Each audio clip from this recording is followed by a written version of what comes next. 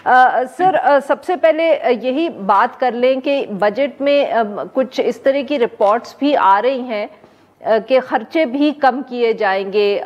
इस हवाले से एक तो मीडिया रिपोर्ट ने यहाँ तक कहा कि 8 से 10 मिनिस्ट्रीज जो हैं उनको बंद करने की अनाउंसमेंट करेंगे फाइनेंस मिनिस्टर अपनी बजट की तकरीर में। आपको लगता है कि this is a step in the right direction और इससे बहुत हमें फर्क पड़ता हुआ नजर आएगा?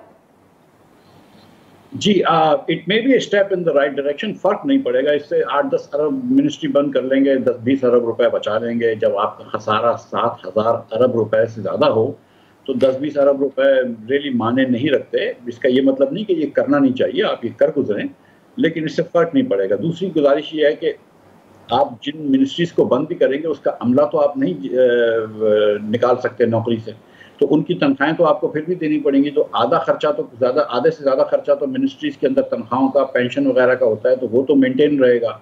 पेट्रोल वगैरह का खर्चा भी मेंटेन रहेगा। तो आप ये कि किराया वगैरह, बिजली का बिल वगैरह बचा लेंगे।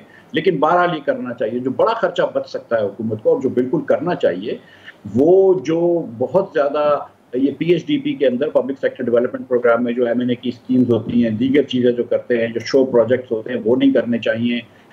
इसी तरह अगर सूबे भी ये एडीबी को अपना कम से कम कर लें। माफ करिएगा सर, मिफ्ता साहब, अगर ये आप थोड़ा सा एक्सप्लेन कर दें सर कि ये जब ये बात की जाती है कि पीएसडीपी को बंद करने की बात हो रही है, कम करने की बात हो रही है, या क्योंकि ये हमने बहुत पहले भी इस तरह की इतलात सुनी कि जी अब वो एमएनएस की जो स्कीम्स होंगी वो एंटरटेन नहीं की जाएंगी। But I mean what are we talking about exactly, कि इसको, इस खर्चे को कम करना है या बिल्कुल ये जो पार्लियामेंटेरियंस के थ्रू ये डेवलपमेंट प्रोजेक्ट्स होते हैं इनको बिल्कुल खत्म करने की बात हो रही है?